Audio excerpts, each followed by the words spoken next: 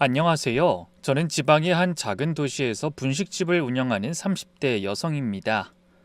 지금은 매일 아침 시장에 가서 직접 재료를 고르고 단골들의 칭찬을 받으며 사는 어엿한 사장님이지만 불과 2년 전만 해도 남의 집에서 일해주고도 구박받는 게 일상인 사람이었죠. 그런 제가 이 사연을 쓰게 된 건 얼마 전 가게 단골 손님 한 분이 이런 말씀을 하셨기 때문이에요. 사장님은 음식 솜씨도 좋지만 항상 밝은 표정 때문에 또 오게 만드는 분이에요. 그 말을 듣고 전 주방에서 국자를 손에 든 채 한참을 서 있었습니다. 갑자기 저도 모르게 울컥하며 눈시울이 붉어졌거든요. 네, 저는 원래 웃음이 참 많은 사람이었어요. 그런 제가 한때 웃는 법을 잊어버릴 만큼 지옥 같은 시간을 보냈다면 믿으시겠어요? 오늘 저는 그 시절의 험난한 제 시집살이에 대해 털어놔 보려고 합니다. 저희 시어머니에게 며느리란 이름은 그저 무임금으로 부려먹을 수 있는 일꾼, 그 이상도 이하도 아니었어요. 하지만 제가 털어놓을 이야기는 그런 단순한 고부 갈등의 차원을 넘어서는 일입니다. 대체 얼마나 엄청난 일을 겪었기에 제가 이런 말을 하는지 지금부터 그 기막힌 이야기를 털어놓아 보겠습니다. 모든 사건은 제가 작은 인쇄소에서 함께 일하던 동료와 결혼하며 시작됐어요. 물론 저도 남들처럼 달콤한 연애를 하고 신혼의 행복을 꿈꾸며 결혼했습니다. 하지만 결혼 1년 차에 저에게 누군가 신혼생활이 어떠냐고 물으면 뭐라고 대답해야 할지 막막했어요. 깨소금 볶는다? 설렌다? 그런 말들은 당시 저로서는 상상할 수도 없는 말이었거든요. 그저 하루하루 치열하게 살아내는 것, 그게 저의 신혼생활이었습니다. 그렇게 살 줄도 모르고 결혼할 때 친구들이 절 얼마나 부러워했는지 몰라요. 정은아, 드디어 네 인생에도 꽃길이 펼쳐지는 거니? 완전 부럽다. 꽃길은 무슨, 내 남편이 돈 많은 것도 아니고 다 시어머니 재산인데. 그래도 든든한 시댁이 있다는 게 어디야. 좋은 줄 알아. 사실 저희 시어머니가 4층짜리 상가 건물을 가지고 계시는 건물주였거든요. 1층과 2층은 상가로 이루어졌고 나머진 살림집으로 세를 놓았죠. 어머니는 그 건물의 1층에서 직접 분식집을 운영하셨고 저와 남편은 같은 건물 3층에 살았어요. 그리고 남편의 형님 부부가 4층에 살았습니다. 어머님의 살림집도 형님네와 같은 층에 있었어요. 한 건물에 시어머니, 큰아들 부부, 작은아들 부부가 함께 살게 된 거예요. 그러니 시어머니 입장에서는 며느리 둘을 언제 부를 수 있는 최고의 조건이 갖춰진 셈이었습니다. 물론 저도 결혼 전엔 일을 했지만 같은 회사에 다니던 남자와 결혼하며 자연스럽게 사표를 내게 됐어요. 큰 직장이라면 모를까 직원 10명도 안 되는 작은 인쇄소에서 부부가 얼굴 맞대고 일하면 저희뿐 아니라 주변 사람들도 불편할 것 같더라고요. 처음 그런 제안을 한 건 시어머니였어요. 그깟 돈 몇 푼이나 번다고 남들 불편하게 하면서까지 일을 해. 사장이 말을 못해서 그렇지 아마 관두라고 하고 싶을 거야. 괜히 천덕꾸러기 되지 말고 알아서 빠져. 생각해보니 그 말씀이 맞는 것 같아 망설임 없이 회사를 그만둔 거예요. 어른 말씀 들어서 나쁠 것 없다고 생각도 들었고 저도 격리로 일해온 경력이 꽤 있으니 다른 회사를 알아보면 된다고 생각했거든요. 하지만 제가 사표 냈다는 소식을 듣자마자 시어머니가 반색하며 이렇게 말씀하셨어요. 아유, 잘했다. 그럼 이제 너 가게에 내려와서 일 좀 해라. 아직 애가 있는 것도 아니고 집에서 놀면 뭐하니? 사람은 일을 해야 해. 생각지도 못한 시어머니의 말씀에 버벅거리며 대답했습니다. 네? 선배가 소개해준 회사가 있어서 내일 거기 면접 보기로 했는데. 뭐? 아니 넌 그런 걸 왜 시어머니랑 상의도 없이 결정해? 결혼했으면 이제 그런 문제는 다 부모인 나한테 먼저 물어야 하는 거야. 알겠어? 네, 죄송합니다. 갑자기 연락을 받아서요. 아이, 됐고 그 면접 못 간다고 당장 전화해라. 우리 가게도 일손 달리는데 뭐하러 남의 회사에 가서 일을 해? 가게에는 형님도 계시고. 걔는 밖에서 손님 받고 서빙해야지. 주방엔 일손이 모자라. 요즘 인건비가 얼마나 비싼지 아니? 잔말 말고 당장 전화해서 면접 취소하고 내일부터, 아니 오늘 저녁부터 가게 나와 일해라. 마치 일부러 회사를 그만두라고 하신 것처럼 제가 사표를 내자마자 가게에 나와 일하라고 하신 거죠. 그래서 그날부터 저는 얼결에 시어머니의 분식집 주방에서 일하게 됐어요. 하지만 음식은 주로 어머니가 하시고 저는 잔심부름과 설거지 그리고 욕먹기 담당이었습니다. 뭔가 마음에 안 드는 일이 생기면 시어머니가 버릇처럼 제 탓을 하며 화를 내셨거든요. 맘 같아서는 당장 그만두고 싶었지만 손이동서인 형님이 저보다 먼저 그 가게에서 일하고 있었기 때문에 제가 반항할 만한 핑계를 찾을 수가 없었습니다. 그렇게 억지로 하게 된 분식집 일은 새벽 5시부터 시작됐어요. 시어머니가 아래층 가게의 셔터를 올리는 소리가 제 알람이었습니다. 그 소리가 들리면 이불을 걷어차고 벌떡 일어나야 했어요. 5분이라도 늦으면 전화가 왔거든요. 그런 전화를 받는 날이면 어김없이 종일 계속되는 잔소리와 구박에 시달려야 했죠. 그렇다고 어머니의 분식집이 엄청나게 장사가 잘 되는 맛집은 아니었어요. 듣기로는 점심시간에 자리가 없을 만큼 꽤 잘 된 적도 있다고 하던데 제가 시집 왔을 때는 상황이 많이 달라져 있었습니다. 가게에서 300m도 안 되는 거리에 프랜차이즈 김밥집이 2개나 들어섰고 조금만 더 걸으면 또 하나가 있었거든요. 깔끔한 인테리어에 다양한 메뉴, 전략적인 마케팅까지 하는 그런 가게들이 생기니 당연히 시어머니의 가게처럼 별 특색도 없고 오래된 동네 분식집은 손님이 줄 수밖에 없었죠. 매출이 떨어지자 시어머니는 인건비를 줄이기 위해 직원들을 하나둘 내보내셨답니다. 그리고 그 빈자리를 큰며느리로 채웠고 다음이 제 차례였던 거죠. 월급이요? 당연히 없었습니다. 명목은 가족 사업이니 그 돈이 그 돈 아니냐는 말이었는데 아무리 생각해도 이상한 계산법이었어요. 그래서 억울한 마음에 남편한테 하소연하며 돌아오는 말은 늘 똑같았습니다. 엄마 힘드시니까 당연히 도와드려야지. 요즘 경기 어려워서 솔직히 네가 다시 취직한다고 해도 최저임금 수준밖에 못 받아. 나이 많고 흔한 격리를 누가 큰돈 주고 쓰겠냐? 그리고 어차피 엄마 건물에 우리가 빌려붙어 사는 건데 그 정도는 해야지. 우리도 공짜로 사는 거 아니잖아. 들어올 때 전세 계약도 하고 돈도 드리고. 얘가 세상 물정을 몰라도 너무 모르네. 이 정도 평수면 그것보다 2배는 드려야 해. 괜히 엄마 심기 건드려서 후회할 일 만들지 말고 시키면 시키는 대로 해. 그러다 엄마가 나가라고 하면 이 보증금 가지고 어디 가서 다 쓰러져가는 빌라도 얻기 힘들어. 그러면서 제 입장은 조금도 생각해주지 않았어요. 그도 그럴 게 저보다 훨씬 전부터 어머니 가게에서 군말 없이 일하고 있는 형님이 계시니 제 얘기가 먹힐 리 없었죠. 형님은 가게에서 주문을 받고 손님을 응대하며 테이블 옆 한쪽에 마련된 김밥 코너에서 즉석 김밥 마는 일을 했어요. 솔직히 저는 그 일이 부러웠습니다. 물론 형님도 노는 건 아니었지만 그래도 시어머니와 딱 붙어 일하는 저보다는 나을 것 같더라고요. 저는 종일 어머니의 잔소리 속에서 밥을 짓고 국 끓이고 재료 손질하고 설거지하며 밖에는 잘 나오지도 못했거든요. 사실 밖에 나올 시간도 없었습니다. 제가 조금만 한눈을 팔아도 시어머니의 불호령이 떨어졌으니까요. 정은아, 멍하니 있지 말고 손님 없을 때 파 좀 더 썰어놔. 단무지 다 떨어졌다. 창고 가서 꺼내와.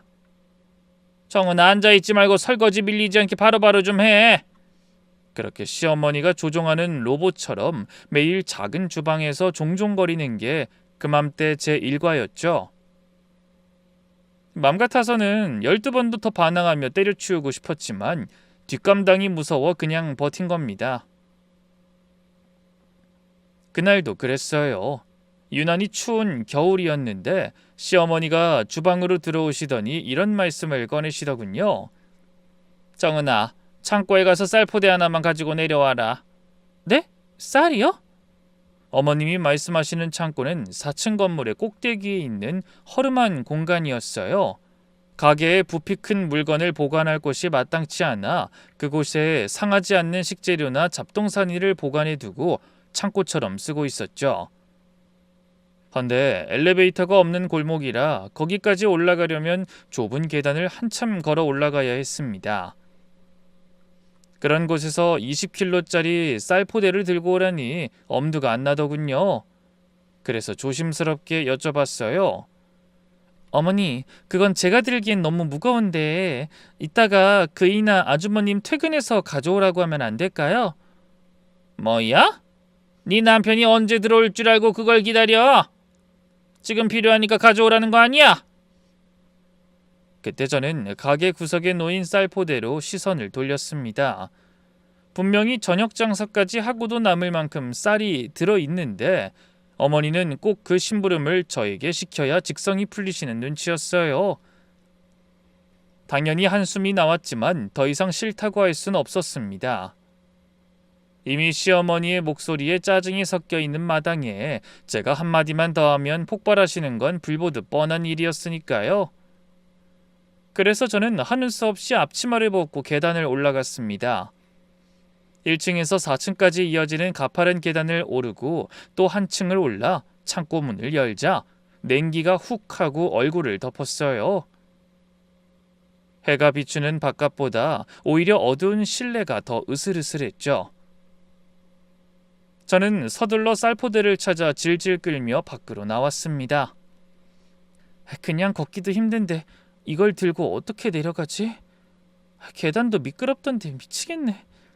절로 한숨이 나왔지만 마냥 걱정하며 시간을 보낼 수도 없었어요.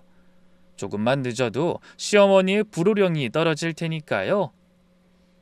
그래서 저는 심호흡을 하며 쌀포대를 들어 올리고 조심스럽게 한 계단 한 계단 아래로 내려갔습니다. 그런데 옥상에서 4층으로 내려가는 계단 중간쯤에서 갑자기 발이 미끄러지고 말았어요. 아무런 예고도 없이 그냥 허공에 붕 떠버린 느낌이었죠. 붙잡을 곳을 찾으려 허우적거렸지만 아무것도 보이지 않았습니다. 그러다 바닥에 떨어지며 사정없이 아래로 굴러떨어진 것 같아요. 그나마 계단이 꺾이는 중간에 여유 공간이 있어 그곳에 멈추긴 한 것 같은데 그 다음 기억이 잘 나지 않습니다. 다만 정신을 잃기 전에 등과 허리를 연속으로 때리는 둔탁한 통증 같은 게 느껴졌던 기억만 남았죠. 그렇게 저는 그날 시어머니의 심부름을 하다가 차가운 콘크리트 계단에 누워 정신을 잃었습니다. 그리고 얼마나 흘렀는지 모를 시간에 눈을 떴을 때 가장 먼저 보인 건 하얀 천장이었어요. 형광등 불빛이 눈을 찔러서 반사적으로 눈을 감았다가 다시 뜨자 이번엔 소독약 냄새가 코를 찔렀습니다. 어디선가 규칙적으로 울리는 기계음도 들리는 것 같았어요. 모든 상황을 정리해보다 제가 병원에 누워 있다는 걸 깨닫게 됐죠. 그런데 이상한 게 있었습니다. 다리에 아무 감각도 느껴지지 않는 것처럼 불편했어요. 분명 제 다리인데 제 것 같지 않은 느낌이라고 해야 할까요? 그래서 움직이려고 힘을 줘봐도 까딱도 하지 않았습니다. 발가락을 꼼지락거리려 해도 무릎을 세우려 해도 몸이 마음대로 말을 듣지 않았어요. 순간 덜컥 겁이 났습니다. 무슨 일이 벌어진 건지 머리론 짐작이 되는데 인정하고 싶지 않아서 계속 다리에 힘을 주고 또 줘봤어요. 하지만 이불 아래 뻗어 있는 두 다리는 꿈쩍도 하지 않았죠. 그때 침대 옆에서 부스럭거리는 소리가 났습니다. 고개를 돌리니 형님이 간이 의자에 앉아서 졸다가 제가 움직이는 기척에 눈을 뜬 것 같았어요. 동서, 형님? 그래 나야. 괜찮아? 나 동서 잘못되는 줄 알고 얼마나 울었는지 몰라. 진짜. 형님은 말을 잇지 못하고 고개를 숙이더니 어깨를 들썩이며 울었습니다. 놀란 마음이 여전히 가라앉지 않은 모양이더군요. 전 그런 형님을 바라보다 힘들게 입을 열었습니다. 형님, 제가 얼마나 정신이 없었어요? 그게 어제 구급차 타고 오자마자 검사하고 수술했어. 수술이 끝났는데도 깨어나질 않아서 얼마나 무서웠는지 몰라. 근데 형님, 제 다리가... 잠깐만, 일단 의사 선생님 먼저 부르고. 그러더니 형님이 밖으로 나가 뭐라고 말하자 곧 병실 문이 열리며 중년의 남자 의사가 들어왔습니다. 의사는 제 얼굴과 차트를 번갈아 보고 바로 본론으로 들어갔어요. 의식이 돌아와서 다행입니다. 지금 상태를 좀 말씀드리겠습니다. 말하는 목소리가 너무 차분해서 오히려 무서웠어요. 좋은 소식을 전하는 사람의 톤이 아니었거든요. 우선 다행인 건 CT 촬영 결과 머리 쪽엔 이상이 없다는 겁니다. 뇌출혈이나 두개골 손상은 없는 상태예요. 그 말에 잠깐 안도의 한숨이 나왔습니다. 하지만 의사의 표정은 여전히 무거웠고 우선이란 단어를 붙였다는 게 걱정스러웠죠. 아니나 다를까 귀로 듣고도 믿기지 않는 말이 이어졌어요. 문제는 척수 손상입니다. 계단에서 낙상하시면서 상당한 충격이 가해졌고 척추신경이 손상된 상태입니다. 무슨 얘기인진 모르겠지만 얼핏 엄청난 일인 것처럼 들렸습니다. 저는 마른 침을 꿀꺽 삼키며 물었어요. 그게 무슨 말인지... 쉽게 말씀드리면 지금으로선 정상적인 보행이 가능할지 확신할 수 없는 상황입니다. 그 말을 듣고 제가 아무 말도 하지 못하자 의사는 잠깐 기다렸다 다시 입을 열었습니다. 그래도 다행인 건 재활치료를 통해 회복될 가능성이 아예 없는 건 아니라는 겁니다. 너무 겁내지 마시고 의료진의 말씀을 잘 따라주세요. 날벼락 같은 말이었습니다. 멀쩡하게 잘 걸어다니던 제가 하루아침에 평생 걸을 수 없을지도 모른다는 통보를 받은 겁니다. 물론 의사는 일말의 가능성에 대해서도 말해줬지만 그때 저는 그게 그저 의사가 환자를 위로하기 위해 하는 말이라고 생각만 들었죠. 그때 옆에서 입을 틀어막고 있던 형님이 다급하게 물었습니다. 선생님, 그럼 영영 못 걸을 수도 있다는 말씀이세요? 글쎄요. 재활치료 결과에 따라 달라질 겁니다. 다만 아주 절망적인 상황은 아니라는 것만 기억하고 가족들도 환자분이 치료에 전념할 수 있도록 도와주셔야 합니다. 그날 밤 저는 형님의 손을 잡고 하염없이 울었습니다. 친정 부모님께는 당분간 연락드리지 말아달라고 부탁했어요.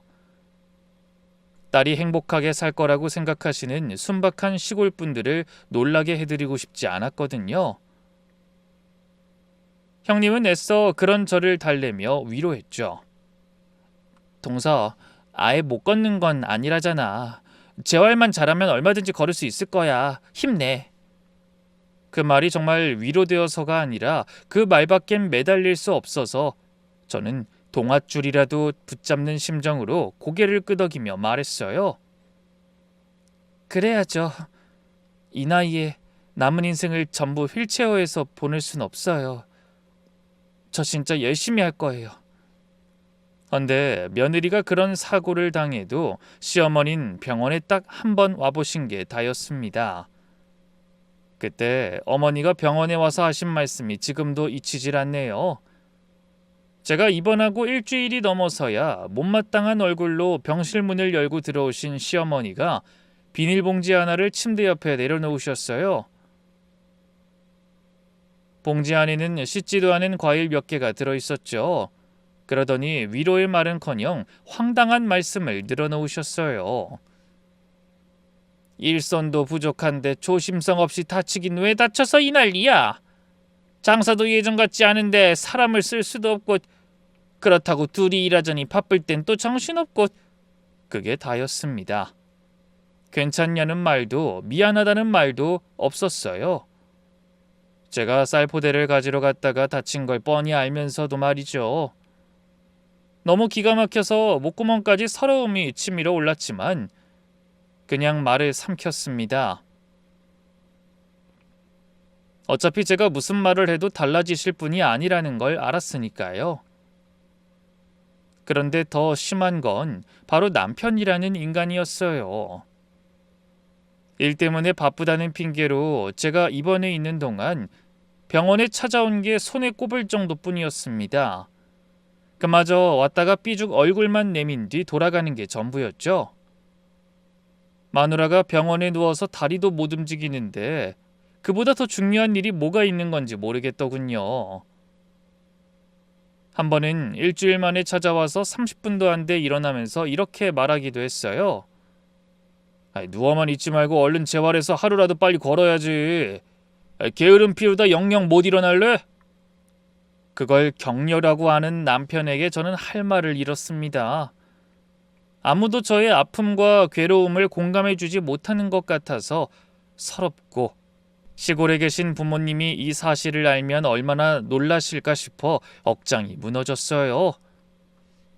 그렇게 외롭고 힘든 병원 생활을 견디게 해준 단 한 사람이 바로 손윗동서, 저희 형님이었습니다. 형님은 제가 다치는 바람에 시어머니 가게에서 제목까지 일을 도맡아 해야 했어요.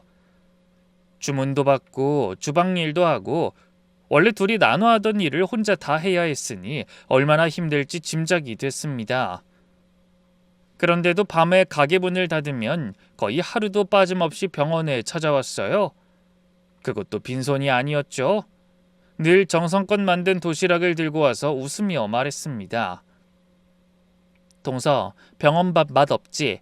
오늘은 동서 좋아하는 소고기 국밥 끓여왔어. 어서 먹어봐. 내일은 오징어 볶음 만들어 올게. 국이 식지 않도록 보온통에 정성껏 담아와서 그릇에 덜어도 김이 모락모락 올라오더라고요. 두 끼를 간이 비슷비슷한 병원 밥만 먹다가 형님이 싸우는 저녁 도시락을 먹으면 그나마 살 것 같았죠. 형님은 제가 밥 먹는 걸 흐뭇한 표정으로 끝까지 지켜보다가 빈 도시락통을 들고 집으로 돌아갔어요.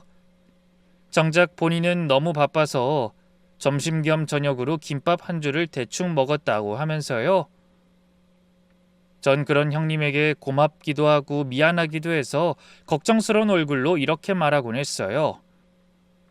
형님, 가게 일도 힘들 텐데 매일 올 필요 없어요. 저 이제 많이 괜찮아졌어요. 요즘은 재활도 열심히 하고요. 그런 제 말에 형님은 손을 내저었어요. 나도 괜찮아. 이렇게 병원에서 고생하는 사람도 있는데 도시락 좀 싸는 게 뭐가 힘들다고 그래. 그런 형님의 말에 가슴이 뭉클해 많이 울었습니다. 정작 저에게 일을 시켜 다치게 한 시어머니도 한 입을 덮고 살던 남편도 나 몰라라 하는데 자기 살기도 바쁜 손윗동서가 그렇게 저에게 감동을 주더군요. 저는 그런 형님을 봐서라도 얼른 다시 일어서고 싶었어요. 그래서 매일 땀을 비오듯이 흘리며 재활을 위해 노력했습니다. 하지만 세상 일이 어디 마음대로 되나요? 치료를 시작하고 한참이 지나도 큰 발전은 없고 앞날은 여전히 암담하기만 했어요. 재활치료사가 제 다리를 잡고 움직여도 아무 감각이 없었고 간신히 발가락 하나가 미세하게 떨린 날은 그게 진전이라며 기뻐해야 했죠. 걷는 건 고사하고 침대에서 휠체어로 옮겨 앉는 것만으로도 젖먹던 힘까지 짜내며 애를 써야 했습니다. 그 와중에도 형님의 도시락은 어김없이 도착했어요. 비가 오나 눈이 오나 가게가 바쁜 날이나 한가한 날이나 거르는 법이 없었습니다. 어떤 날은 김치찌개, 어떤 날은 잡채, 제가 좋아하는 소고기 국밥은 열흘에 한 번쯤 꼭 등장했죠. 형님은 제 입맛까지 귀신같이 알고 있었어요. 시금치를 싫어하는 것도, 달걀말이를 좋아하는 것도, 국물은 좀 싱거운 게 좋다는 것도요. 자매가 없는 저에게 형님은 친언니 같은 정을 느끼게 해주는 유일한 사람이었습니다. 시어머니와 남편에게 상처받은 마음을 형님의 온기로 그나마 치료받는 기분이었죠. 전 그런 형님을 보며 속으로 여러 번 생각했어요. 사람이 어떻게 저렇게 따뜻할 수가 있지? 그동안은 잘 몰랐는데 힘든 일을 겪어보니까 진짜 좋은 사람이 누구인지 보이는 것 같아. 앞으로 나도 형님한테 정말 잘해야지. 평생 은인으로 생각할 거야. 그 이후로도 형님의 도시락 배달은 계속됐고 저는 매번 진심으로 형님에게 감동했습니다. 그리고 얼마 후 드디어 오랜만에 입원 생활을 마치고 퇴원하게 됐지만 걸어서가 아니라 휠체어에 앉아서 돌아와야 했어요. 그래도 병원을 벗어난다는 것만으로도 저는 마음이 무척 들떴습니다. 병원의 소독약 냄새도 사방이 하얗기만 한 병실도 너무 지겨웠거든요. 의사는 퇴원하는 저에게 신신당부했어요. 집으로 돌아가셔도 재활은 열심히 하셔야 합니다. 지금까지 잘해주셔서 경과가 좋았는데 여기서 흔들리면 절대 안 됩니다. 그래서 저는 굳은 결심을 하고 고개를 끄덕인 뒤 집으로 돌아왔습니다. 그날 제 퇴원을 도와주러 온 사람도 역시나 형님이었어요. 남편은 회사에서 출장이 잡혀 시간을 뺄 수 없다고 하더라고요. 형님은 제 무거운 짐가방을 들어주고 택시를 불러 진땀을 흘리면서 저를 집에까지 데려다 줬습니다. 그런데 집에 돌아오자마자 시어머니가 저를 반긴다는 말씀이 이런 거였어요. 이제 퇴원했으니 병원비는 덜 나가겠구나. 다행이다. 환영은커녕 위로의 말 한마디가 없었습니다. 아니, 사실 그 정도는 예상했어요. 시어머니한테 뭔가를 기대하는 건 이미 포기했으니까요. 그런데 제가 입원해 있는 동안 달라진 게 있더군요. 시어머니가 사시던 살림집에 세를 놓고 저희가 살던 집으로 합가하신 겁니다. 아무도 저에게 그런 말을 해주지 않아 깜짝 놀랐죠. 제가 놀라는 표정을 보고 형님이 미안한 얼굴로 얘기했어요.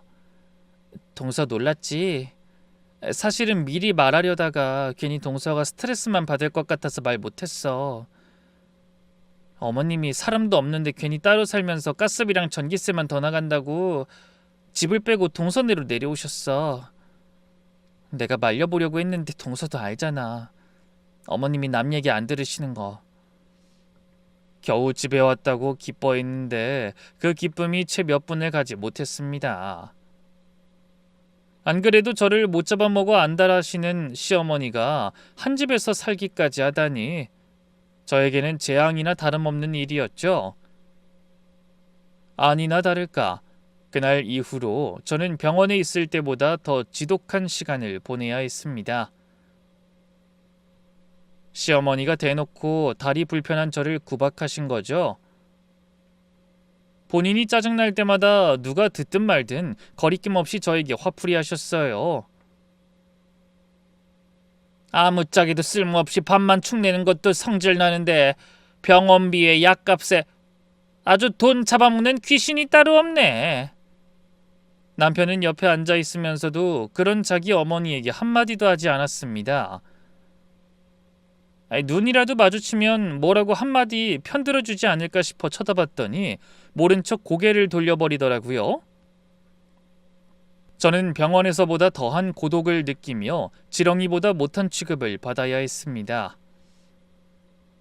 지렁이는 밟으면 꿈틀이라도 한다는데 저는 그마저 못하고 그저 조용히 고개만 숙이고 있었거든요.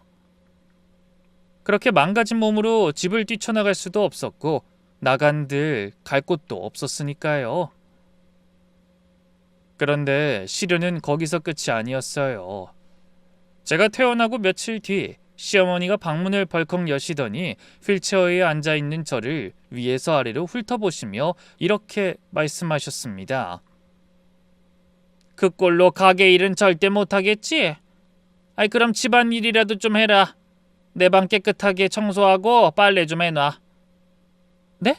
어머님 방을요? 아이 그래. 휠체어 타고도 걸레질 정도는 할 수 있잖아. 이 집에서 먹고 노는 게 너뿐인데 그런 거라도 해야지. 그래서 울며 겨자 먹기로 집안일을 시작했습니다. 휠체어에 앉은 채로 청소기를 돌리고 밀대로 살살 바닥을 밀었어요. 설거지할 때는 휠체어 높이와 싱크대 높이가 맞지 않아 애를 먹었죠. 세탁기를 돌리는 것도 마찬가지였어요. 간신히 빨래를 집어넣어 돌려도 베란다에 넣는 게 문제였거든요. 그럴 때도 형님이 구세주가 되어주었습니다. 점심 장사가 끝나고 손님이 뜸해질 때쯤 형님이 눈치껏 잠깐 올라와 제가 미처 하지 못한 일을 도와줬어요. 제대로 닦지 못한 냄비나 프라이팬을 후다닥 해치우고 세탁기에서 빨래를 빼 제 손이 닿지 않는 높은 곳에 널어줬죠. 그럴 때면 저는 불안한 마음에 형님을 말렸습니다. 이러다 들키면 어머님한테 형님까지 혼날 텐데. 괜찮아. 내가 알아서 할 테니까 걱정하지 마. 어머님 지금 사우나 간다고 나가셨고 가게에 내 전화번호 걸어놓고 올라왔거든. 어머님도 너무하신다. 아니 일어서지도 못하는 사람한테 어떻게 빨래를 하라는 거야. 형님은 제가 제대로 닦지 못한 바닥의 먼지를 걸레로 닦아내며 한숨을 푹 쉬었습니다. 그러고는 고개를 절레절레 흔들며 덧붙이더군요. 난 그래도 오래돼서 면역이 좀 생겼는데 동서는 몸도 안 좋은데 한 집에서 스트레스 받아서 어쩌니. 아픈 사람한테 이런 것까지 시키다니 진짜 이해가 안 돼. 그렇게 형님이 저 대신 일을 하며 한바탕 시어머니에 대한 험담 아닌 험담을 하고 나면 저도 마음이 좀 풀리는 기분이었어요. 그래서 형님의 손을 잡고 거듭 인사했죠. 고마워요 형님. 이럴 때 형님마저 없었으면 전 어떻게 견뎠을지 모르겠네요. 형님도 늘 할 일이 많아 벅차 보였지만 제 앞에서 한 번도 생색내거나 공치사하지 않았어요. 오히려 저를 위로하고 시어머니 험담을 같이 하며 웃어줬죠. 그래서 그 힘들고 서러운 날을 버틸 수 있다고 생각했습니다. 그러던 어느 날 재활치료를 위해 병원에 가야 하는 날이었어요. 남편은 당연히 바쁘다며 같이 가주지 않았고 형님도 가게를 비울 수 없어 저는 근처에 사는 친구의 도움으로 병원에 다녔습니다.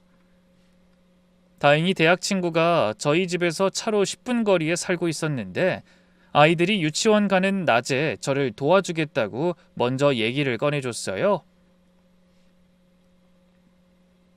지금 생각해도 참 고마운 일이었죠. 그런 날은 남편이 출근하기 전 저를 업어 1층까지 데려다주고 회사에 갔어요. 그러면 저는 휠체어를 탄 채 건물 입구에서 친구가 오기를 10분 정도 기다렸습니다. 그러다 하루는 옆 건물에서 정육점을 하시는 사장님이 저를 보고 다가오셨어요. 그분도 자신의 상가주택에서 정육점을 하며 위층에서 사시는 분이라 종종 인사를 나누던 사이였거든요. 사장님은 안타까운 표정으로 저를 향해 먼저 인사하셨어요. 아이고, 아직도 휠체어야? 많이 힘들지? 전 아침부터 우울한 얼굴을 보이고 싶지 않아 애써 웃으며 대답했습니다. 네, 근데 많이 좋아지고 있다고는 하는데 아직 갈 길이 멀어요. 제가 좀 더 노력해야죠. 아유, 걱정하지 마. 아직 젊은데 그깟 사고 한 번으로 평생 이렇게 지낼 리가 있나? 조금만 지내면 언제 그랬나 싶게 멀쩡해질 거야. 네, 감사합니다, 사장님. 참. 아니 그러게 그 추운 날에 왜 계단 청소는 해서 이런 일을 만드나? 사장님이 돌아서며 혼잣말처럼 중얼거리는 말이 제 귀에 날아와 꽂혔습니다. 언뜻 그냥 지나칠 수 있는 말이었지만 전 그럴 수가 없었어요. 그래서 다급하게 사장님을 불러 세웠죠. 사장님, 그게 무슨 말씀이세요? 계단 청소라뇨? 어? 아이 그날 말이야. 시댁 다치던 날 누가 그 집 계단에 물을 뿌리더라고. 네? 물이요? 아이, 그 추운 날에요? 아이, 그러니까 이상해서 내가 기억을 하지. 안 그래도 그날 한파라고 뉴스에서 난리였거든. 아이, 그래서 내가 아침 일찍 보일러 단속하러 옥탑에 올라갔다가 봤는데 누가 그쪽 건물 계단에 양동이로 물을 뿌리고 있더라니까. 그게 정말이세요? 그래. 청소를 하려면 나를 제대로 잡아서 해야지. 안 그래도 위험한 계단 그런 날 물을 뿌리는 게 말이 되나? 새댁은 몰랐던 모양이구만. 너무나 이상한 일이었습니다. 미치지 않고서야 보일러까지 단속해야 하는 한파에 누가 그 가파른 계단에 물을 뿌리나요? 갑자기 심장이 쿵쾅거리고 입이 바짝 말랐어요. 사장님, 혹시 그 사람 얼굴 보셨어요? 누가 그랬는지 보신 거예요? 제가 눈을 동그랗게 뜨고 묻자 사장님이 난감한 표정으로 대답하셨어요. 얼굴까지는 안 보였지. 거리가 좀 있으니까. 근데 틀림없이 누가 양동이로 물을 뿌리긴 뿌렸어. 사장님은 대수롭지 않게 하신 말씀이지만 저는 등줄기가 서늘해진 기분이었습니다. 사장님의 말씀이 맞다면 누군가 그 계단에 일부러 물을 뿌렸다는 건데 저한테는 세상이 뒤집어지는 것 같은 말이었죠. 왜지? 도대체 누가 그런 짓을... 혹시 내가 그 계단을 오르내려야 하는 걸 알기라도 하고 일부러 그런 거 아니야? 사장님은 혀를 끌끌 차며 건물 안으로 들어가 버리셨지만 제 머릿속은 너무나 복잡했어요. 도대체 누가 일부러 물을 뿌리고 사람을 다치게 한 걸까? 우연이라고 하기엔 너무 이상해. 그런데 그 순간 퍼뜩 머릿속에 떠오르는 얼굴이 하나 있었습니다. 평소에 저를 못 잡아먹어 안달하던 사람, 어떻게든 저를 괴롭히려고 몸살난 것처럼 굴던 사람, 바로 저희 시어머니였죠. 분명히 그날 어머닌 굳이 올라가지 않아도 되는 옥상 창고에 저를 등 떠밀듯 올려보내셨어요. 쌀이 충분히 남아있는데도 언성을 높이며 다녀오라고 하셨죠. 그래놓고 다치고 나서도 미안하다는 말 한마디 없이 오히려 저를 구박하셨고요. 생각하면 할수록 의심이 확신으로 굳어갔습니다. 그래서 저는 병원에 가기 위해 도착한 친구에게 다급하게 경찰서로 가자고 말했어요. 친구는 영문을 모르겠다는 얼굴로 이유를 물었지만 저는 눈물을 참느라 제대로 말할 수조차 없었습니다. 잠시 후 시댁 친구의 도움으로 경찰서에 찾아간 저는 옆 건물 사장님이 목격한 내용을 전하고 제 사고가 단순한 실족이 아니라 누군가의 고의일 수 있다며 조사해달라고 요청했습니다. 하지만 이 모든 사실은 수사가 진행되는 동안 가족들에게 철저하게 비밀로 했습니다. 경찰에게도 특별히 부탁했죠. 짐작 가는 사람이 가족 중에 있으니 절대로 가족들 귀에 들어가지 않게 해달라고요. 만약 정말 시어머니가 한 짓이라면 경찰이 조사하고 있다는 걸 알게 되는 순간 혹시나 남아있을지 모를 증거를 없앨 수도 있으니까요. 형님한테는 말을 할까 하다가 그냥 입을 다물기로 했습니다. 형님은 마음이 여리고 하루 종일 시어머니와 붙어있는 사이이니 어색하게 굴다가 들킬지도 모를 일이라고 생각했거든요. 그렇게 경찰에 제 사고에 대한 수사를 의뢰하고도 저는 아무 일 없던 것처럼 하루하루를 보냈습니다. 여전히 시어머니에게 구박을 당하고 형님의 위로에 감사하며 하루를 보냈죠. 하지만 속으론 피가 마르는 심정으로 경찰의 연락을 기다리고 있었습니다. 어떻게든 내 다리를 이렇게 만든 사람 찾아내서 왜 그랬는지 꼭 밝혀내고 말 거야. 그렇게 매일 밤 저는 이를 악물고 다짐했어요. 하지만 그 와중에도 이런 제 마음을 알 리 없는 시어머니의 구박은 전혀 수그러들 기미가 보이지 않았습니다. 아니, 오히려 날이 갈수록 더 심해졌죠. 하루는 어머니가 방에 들어오시더니 대뜸 생각지도 못한 말씀을 꺼내셨어요. 너 그동안 살림을 어떻게 한 거냐? 싱크대고 장롱이고 아주 먼지로 난리다.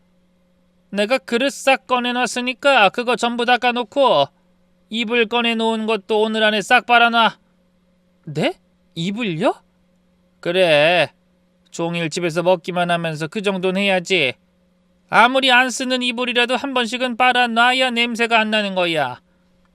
이불 빨래라니. 순간 저는 귀를 의심했습니다. 멀쩡히 두 발로 걸어다니는 사람도 두꺼운 이불을 세탁기에 넣고 빼는 게 쉬운 일이 아닌데 휠체어에 앉아서 어떻게 하라는 건지 어이가 없더라고요. 그래서 조심스럽게 입을 열었죠. 어머니, 아무래도 이불 빨래는 제가 혼자 하기엔 무리인 것 같아요. 세탁소에 맡기면 안 될까요? 그 말에 시어머니가 대번에 언성을 높이셨어요. 세탁소? 너 돈이 남아 돈이야? 멀쩡히 집에서 피둥피둥 노는 사람이 있는데 왜 세탁소에 돈을 써? 그래도 이불 빨래는 정말 무리예요. 해보지도 않고 못한다고 하지 말고 재활운동이라고 생각해. 그 말을 내뱉고는 뒤도 돌아보지 않고 방을 나가셨습니다. 문이 쾅 닫히는 소리가 온 집안에 울렸어요. 저는 닫힌 문을 한참 바라보다가 주먹을 불끈 쥐었습니다. 재활운동이라고 생각하라니. 계단에서 굴러떨어져 다리를 못 쓰게 된 며느리한테 재활운동이라며 이불 빨래를 시키는 시어머니가 세상에 또 있을까 싶더라고요. 그때 저는 결심했습니다. 이대로 당하고만 있을 순 없다고요. 적어도 시어머니한테 제가 마냥 만만한 사람이 아니라는 걸 보여줘야 한다는 생각이 들었죠. 그런데 마침 그날 제가 기다리고 기다리던 반가운 상대에게서 연락이 왔습니다. 통화를 하는 동안 손이 부들부들 떨렸지만 저는 애써 마음을 가라앉히고 전화기 너머의 상대에게 담담하게 말했어요. 알겠습니다. 자세한 얘기는 오시면 직접 드릴게요. 기다리겠습니다. 그렇게 전화를 끊고는 심호흡을 한 뒤 곧 찾아올 손님들을 기다렸죠. 그리고 잠시 후 약속대로 시간에 맞춰 도착한 사람들과 함께 한창 점심 장사로 분주한 시어머니의 분식집으로 내려갔습니다.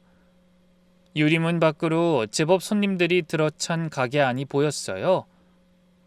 전보다는 못하지만 하루 중 가장 손님이 많이 올 시간이었거든요. 저는 힘차게 휠체어를 밀며 분식집 안으로 들어섰습니다. 제 뒤로 낯선 남자 3명을 대동한 채로 말이죠.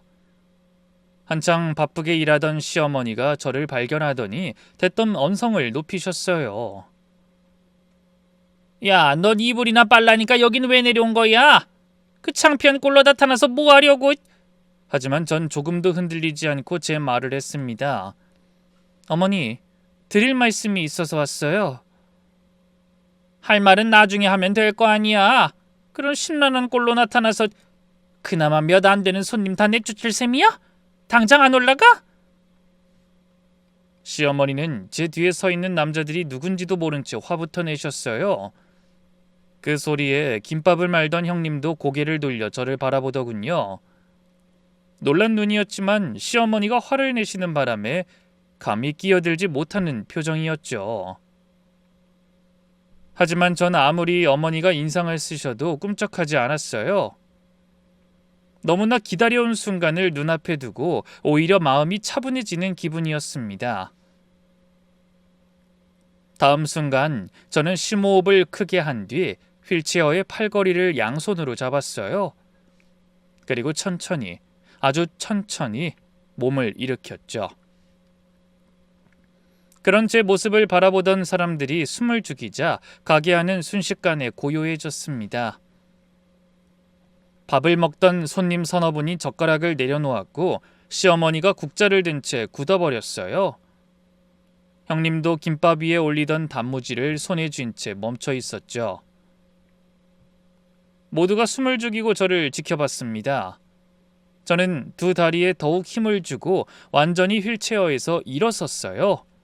아직 조금씩 흔들거리긴 했지만 쓰러질 정도는 아니었죠. 제가 일어서는 것과 동시에 시어머니의 눈이 휘둥그레졌습니다. 그러더니 도저히 믿지 못할 광경을 본 것처럼 한 발짝 뒤로 물러나며 더듬거리셨어요. 너 지금 서 있는 거야? 어떡해? 저는 차분하지만 당당한 목소리로 대답했죠. 네, 제 발로 서 있어요. 놀라셨어요?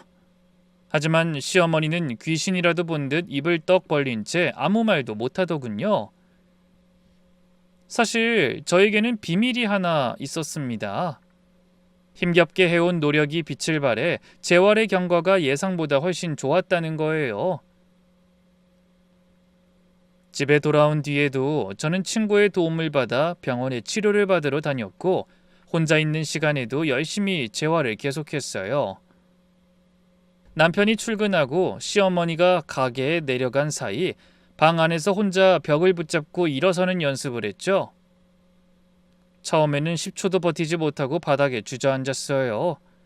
다리가 후들거리고 무릎에 힘이 안 들어가서 매번 쓰러졌습니다. 그래도 포기하지 않았어요. 매일 눈물을 흘리면서도 다시 일어섰고 그렇게 몇 달을 이악 물고 버틴 끝에 드디어 일어서고 몇 걸음 걷는 것까지 가능해진 상태가 됐죠. 병원에서도 치료사가 놀랄 정도로 회복이 빠르다고 하더군요. 하지만 이 모든 사실은 친구와 의료진 외에는 아무도 몰랐습니다. 어차피 가족 중에 형님 외에는 제 회복에 관심 가지는 사람도 없으니 말하지 않으면 알 수 있는 방법도 없었고요. 형님에게는 말하고 싶었지만 어머니의 귀에 들어가지 않게 하려고 아예 비밀로 하는 쪽을 선택했어요. 경찰에서 제 사건에 대해 수사가 끝나고 시어머니를 벌 줄 수 있을 때 한꺼번에 터뜨리는 게 더 큰 복수가 될 것 같았거든요. 그런데 드디어 그날이 찾아온 겁니다. 제가 그토록 기다리던 사람들은 바로 사건의 모든 진실을 밝혀줄 형사들이었던 거예요. 그래서 저와 약속하고 집으로 찾아온 형사들이 휠체어를 1층까지 가져다 줬고 저는 혼자 힘으로 계단을 걸어 내려온 뒤 다시 휠체어에 앉아 가게로 들어선 겁니다. 시어머니 앞에서 통쾌하게 한 방 날릴 그 순간을 위해서요. 역시나 기대에 어긋나지 않게 시어머니가 손을 떨며 제 다리에서 눈을 떼지 못하셨죠. 저는 만족스러운 미소를 보이며 말했습니다. 뭘 그렇게 놀라세요? 제가 걷는 거 처음 보세요? 그래도 어머니는 믿기지가 않는지 눈만 껌뻑이며 아무 말도 못하더군요.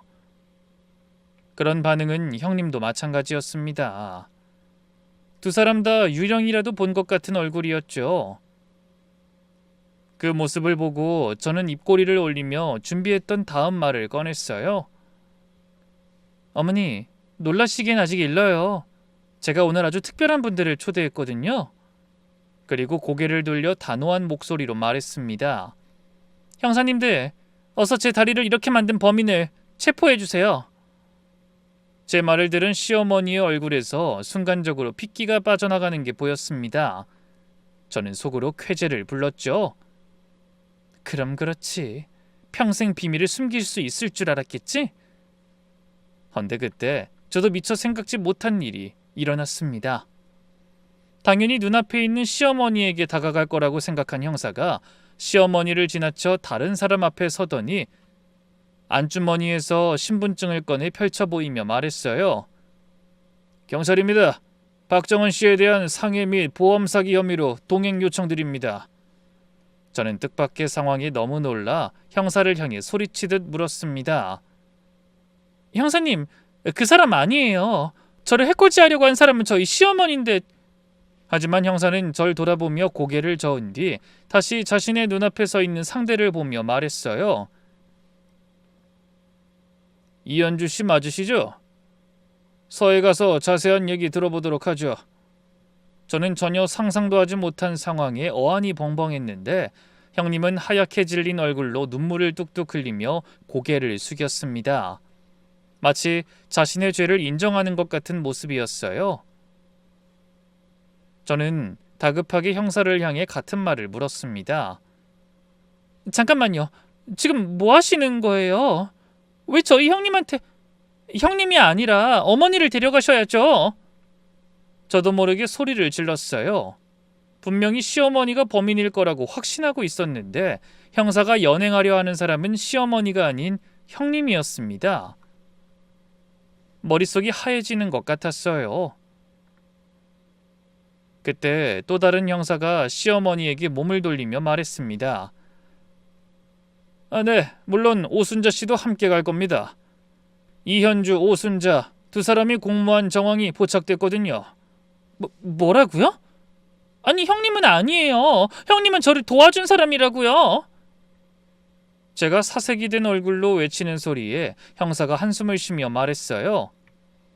저희가 가게 앞 CCTV 확보에 사건 전날과 당일 건물을 드나든 사람들을 전부 조사했습니다.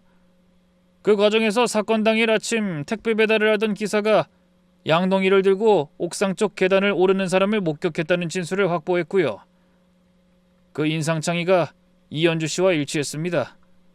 저는 눈을 커다랗게 뜨고 고개를 절레절레 흔들었습니다.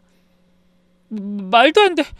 형님은 그럴 이유가 없는데. 자세한 내용은 서에서 다시 말씀드리겠지만 조사 과정에서 이현주 씨가 박정원 씨 사건 발생 전 보험 설계사인 지인과 공모해 피해자분을 몰래 상해보험에 가입시킨 정황이 포착됐습니다. 보험 서류엔 박정원 씨의 서명이 위조돼 있었고 신분증도 첨부돼 있었어요. 그리고 사고가 발생하자 보험금까지 수령한 사실도 확인했습니다. 저는 다리에 힘이 풀려서 그 자리에 주저앉고 말았어요. 이 상황을 지켜보던 형사 중 한 사람이 달려와 저를 부축해 다시 휠체어에 앉혀줬죠. 하지만 저는 터질 것 같이 뛰는 심장이 진정되지 않아 잠시 숨을 고른 뒤 형사에게 붙잡힌 채 서 있는 형님을 보며 중얼거렸습니다. 형님, 이게 다 무슨 소리예요? 그날 계단에 물을 뿌린 게 형님이에요? 그것도 나 몰래 보험까지 들어놓고? 하지만 형님은 격하게 고개를 가로저으며 말했어요. 아니야, 그런 게 아니야. 난 억울해. 내가 좋아서 그런 게 아니라 다 어머님이 시키신 거라고. 그때까지도 형님의 입에서 오해라는 말이 나오길 기대했던 저는 결국 무너지듯 눈물을 흘리고 말았습니다. 왜 그랬어? 도대체 내가 당신한테 뭘 잘못했다고? 그래놓고 매일 병원으로 도시락을 싸다주고 세상에서 나를 가장 걱정하는 척 가증을 떤 거야? 하지만 형님은 필사적으로 소리치며 변명을 늘어놨어요. 아니, 그건 진심이었어. 난 정말 동서한테 그런 짓 하고 싶지 않았다고. 근데 동서도 알잖아. 어머니가 어떤 사람인지.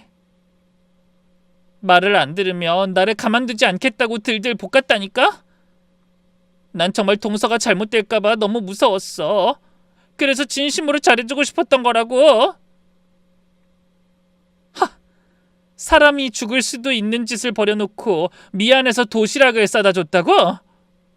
저는 이가 갈려 더는 아무 말도 듣고 싶지 않아 휠체어에 앉은 채 귀를 막았습니다. 그 이후로도 형님은 억울하다며 모든 게 시어머니가 시킨 거라고 발악하다 경찰서로 연행됐어요. 시어머니도 고개를 숙인 채 그 뒤를 따라갔고 황당한 얼굴로 이 모습을 지켜보던 손님들은 저마다 혀를 차며 가게를 빠져나갔습니다. 저도 한참 만에야 정신을 차리고 혼자 남아 제가 진정되길 기다려준 형사와 함께 경찰서로 향했죠. 경찰서에 도착하자 아수라장이 따로 없었어요. 시어머니와 형님은 서로 도끼 눈을 뜬 채 서로 죄를 미루기 바빴습니다. 형사님, 동서한테 물어보세요. 전 원래 그런 사람 아니에요. 다 어머님이 시킨 거라고요. 어머님은 원래 동서를 못마땅해 하고 무시했어요.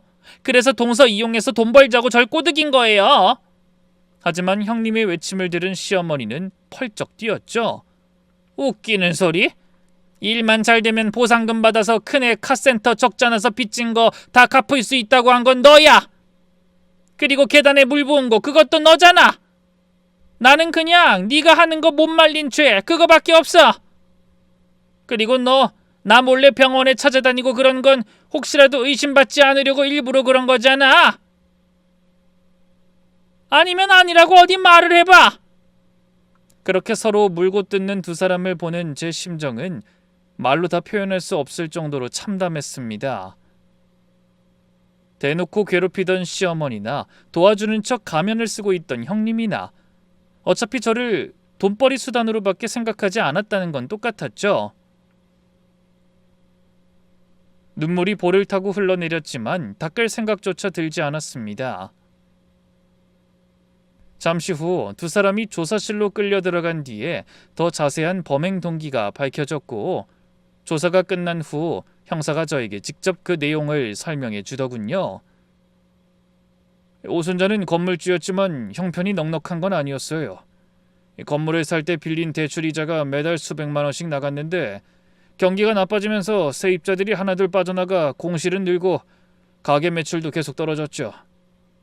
겉으론 건물주라고 뻐기고 다녔지만 실상은 매달 이자가 푸려고 허덕이고 있었어요. 그때 큰아들이 운영하던 카센터까지 적자가 쌓여서 아이들 학원비도 감당할 수 없는 형편이었답니다. 그러던 어느 날 형님의 보험 설계사 친구가 가게에 놀러왔고, 두 사람이 그 친구와 이야기를 나누다가 보험에서 힌트를 얻었던 거죠. 제 앞으로 몰래 상해보험을 들어놓고 사고를 꾸미면 목돈을 마련할 수 있다는 계산을 한 거예요. 서로 잘못을 미루던 두 사람이 누가 먼저랄 것도 없이 함께 범행을 공모했던 겁니다. 그 뒤로 형님이 보험 설계사 친구의 도움을 받아 서류를 조작하고 가게에 있던 제 지갑에서 신분증을 몰래 빼내 상해보험에 가입시킨 거죠. 그리고 얼마 후 시어머니는 아무것도 모르는 저를 옥상 창고로 올려보낸 겁니다. 형님이 아침에 뿌려놓은 물 때문에 계단이 위험할 거라는 걸 뻔히 알면서요. 제가 병원에 실려간 뒤 형님은 보험 설계사 친구를 통해 보험금을 청구해 돈을 타냈답니다. 돈의 일부는 시어머니에게, 나머지는 카센터 빚을 갚는 데 쓰였다고 하더군요. 그러면서도 형님은 시어머니 몰래 매일 병원에 도시락을 싸들고 와서 제 손을 잡고 눈물을 흘린 겁니다. 그래야 제가 끝까지 형님을 의심하지 않을 테니까요.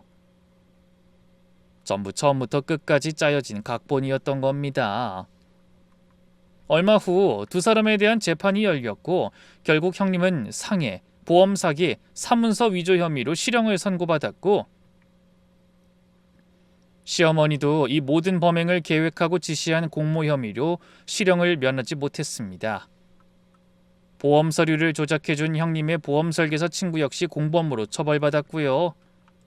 그런데 시어머니가 구속되자 건물 대출이자를 감당할 수 있는 사람이 사라져버렸고 결국 그 4층짜리 건물은 경매로 넘어갔어요. 건물주란 이름 뒤에 숨어 며느리들을 무임금으로 부려먹고 돈에 눈이 멀어 사람까지 다치게 만든 대가를 치르게 된 거죠. 그리고 저는 당연히 남편과 이혼했습니다.